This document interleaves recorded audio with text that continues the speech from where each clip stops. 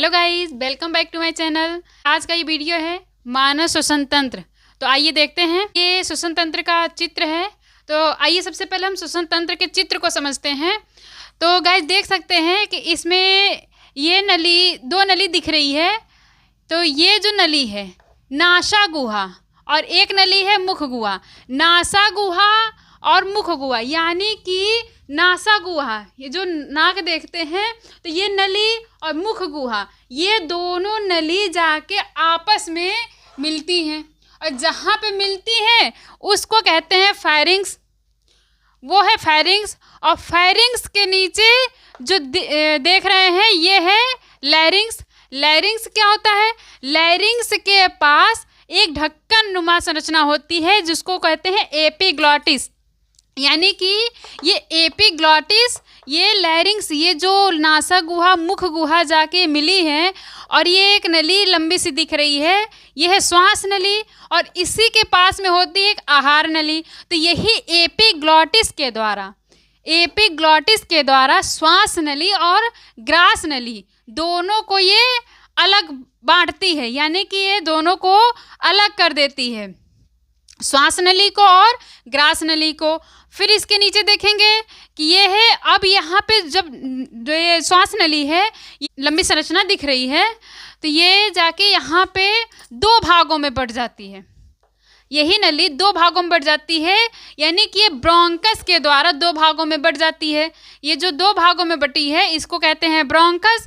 और ये जो संरचना देख रहे हैं ये है फेफड़े। इसके अंदर जो ये संरचना पत्तीनुमा दिख रही है ये है वायु कोश, यानी ये बलून जैसी संरचना होती है। अंदर ये बलून जैसी संरचना होती है, यानी जब हम सांस लेते हैं तो ये फूलती है, जब सांस छोड़ते हैं तो ये सिकुड़ जाती है। और यहाँ पे गाइज, यहाँ पे जब हम सांस लेते हैं, जब ये फेफड़े फूलते हैं तो ये, अब वो अंदर सांस लिए, अब वो बाहर निकलेगी कैसे?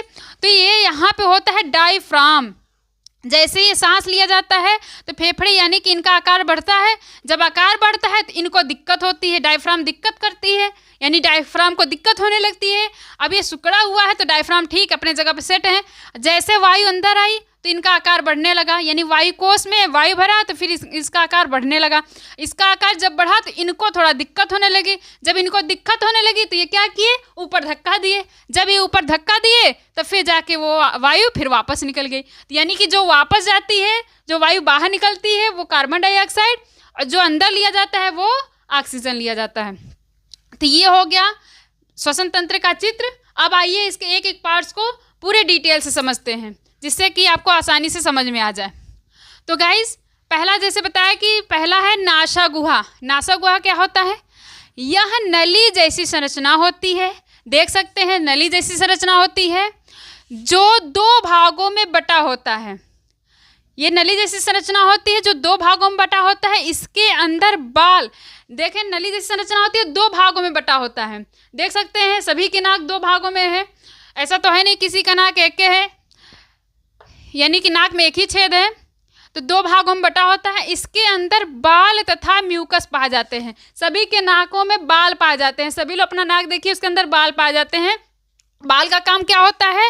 वो बाल धूल कणों को अंदर जाने से रोकते हैं। अगर बाल ना हो, म्यूकस ना हो तो वो धूल कण कीटाणु जो भी हो अंदर चला जाएगा, जो हमारे श्वास नली को नुकसान पहुंचा सकता है। तो इसीलिए नाक के अंदर नासा गुहा में बाल पाए जाते हैं, छोटे छोटे बाल पाए जाते हैं। अगला है फायरिंग्स। फायरिंग्स क्या है? जिस स्थान पर नासा गुहा और मुख गुहा मिलते हैं फायरिंग्स कहलाता है। अभी बताए गाइज कि जहाँ पे मुख गुहा और नासा गुहा, यानी कि ये नासा गुहा नाक की नली और मुंह की नली, जहाँ पे दोनों आपस में मिलते हैं वो फायरिंग्स कहलाते हैं गाइज, वो फायरिंग्स कहलाते हैं। अब जैसे देख सकते हैं कि जो बलगम होता है, सर्दी जुकाम हो गया, बलगम हो गया, नाक से निकला तो वो गंदा लगता है देखने में। वही कुछ लोग खिखार, जिसे देहातों में बोलते हैं खिखार, जैसे गांव पे ठंडियों में बुढ़े लोग बैठे रहते हैं, हमारे दादा बाबा, तो वो लोग क्या करते हैं, अगर बैठे हैं कहीं पे बात कर रहे हैं तो धीरे से क्या करेंगे करेंगे, यानी वही चीज़ नाक से निकला तो गंदा लगा, वही चीज़ मुंह से निकालेंगे तो वही जो खेखार निकलता है। तो इसी जगह पे यानी कि नासा गुहा मुख गुहा यानी आपस में मिला है, तभी तो वो नाक से भी निकलता है वही चीज़ बलगम, और वही मुख से भी निकलता है। तो वही है फायरिंग्स, यानी कि जिस स्थान पे नासा गुहा और मुख गुहा दोनों मिलते हैं फायरिंग्स कहलाते हैं। अगला है गाइस लायरिंग्स। लायरिंग्स क्या है?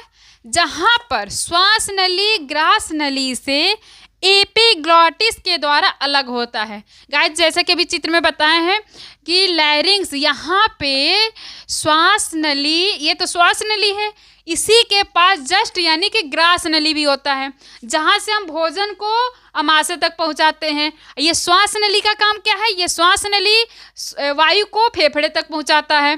तो यहाँ पे जो श्वास नली है और इसके पास एक ग्रास नली है, यानी कि जो भी हम खाए पिए वो श्वास नली में ना जाए, वो सीधे ग्रास नली में जाए। इसके लिए एक कह सकते हैं ढक्कन लगा होता है जिसका नाम है एपिग्लॉटिस। जैसे ही हम कुछ खाते हैं यही ढक्कन क्या करता है? ग्रास नली से यानी श्वास नली को ढक देता है कि भैया खाना खाए हो ये श्वास नली में ना जाए, ये सीधे ग्रास नली में जाए। अगर गलती से श्वास नली में चला गया तो खांसी छींके सब चीज़ आने लगती है, सारा चीज़ बाहर निकल आ गया, क्योंकि श्वास नली में सिर्फ वायु शुद्ध यानी कि हम ऑक्सीजन ग्रहण करते हैं और कार्बन डाइऑक्साइड बाहर निकालते हैं। तो जहाँ पे श्वास नली और ग्रास नली दोनों अलग होते हैं, किसके द्वारा? एपिग्लॉटिस के द्वारा। ये लायरिंग्स कहलाता है। अगला है श्वास नली।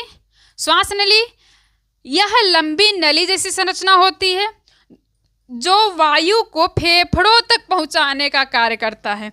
यही लंबी जैसी संरचना है, वायु जो लिए वो फेफड़े तक पहुंचाने का कार्य करता है। कौन? श्वास नली। और इसकी लंबाई कितनी होती है? इसकी लंबाई लगभग 11 सेंटीमीटर होती है। गाइस श्वास नली की लंबाई 11 सेंटीमीटर होती है।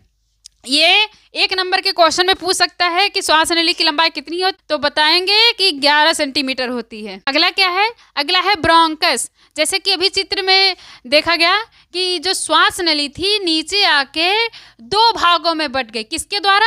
2 भागों में बटी और किसका निर्माण की? ब्रोंकस का निर्माण की। और यही ब्रोंकस 2 अलग अलग फेफड़ों में जाके बट जाता है। तो यही श्वास नली 2 भागों में बटकर ब्रोंकस का निर्माण करता है, और जो अलग अलग फेफड़ों में बट जाता है, यानी ब्रोंकस का निर्माण हुआ 2 अलग अलग फेफड़ों में जाके बट गया। अगला है वायुकोश। वायुकोश क्या है? यह फेफड़ों के अंदर बैलून जैसी संरचना होता है जिसे कूपिका कहते हैं।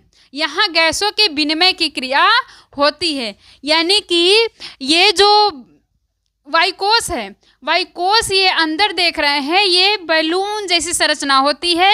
ये बैलून जैसी संरचना होती है, यानी यहाँ पे गैसों का विनिमय होता है। यानी कि जब हम ऑक्सीजन लेते हैं तो ये क्या होता है? जब अंदर वायु जाएगा, बैलून में हवा भरेंगे तो फूलेगा। उसी प्रकार जैसे हम वायु अंदर लेते हैं यानी ऑक्सीजन अंदर लेते हैं, तो यही संरचनाएं जो बैलून संरचनाएं छोटी छोटी संरचनाएं हैं, ये अपना आकार बढ़ाने लगती हैं, यानी इनका आकार बढ़ जाता है।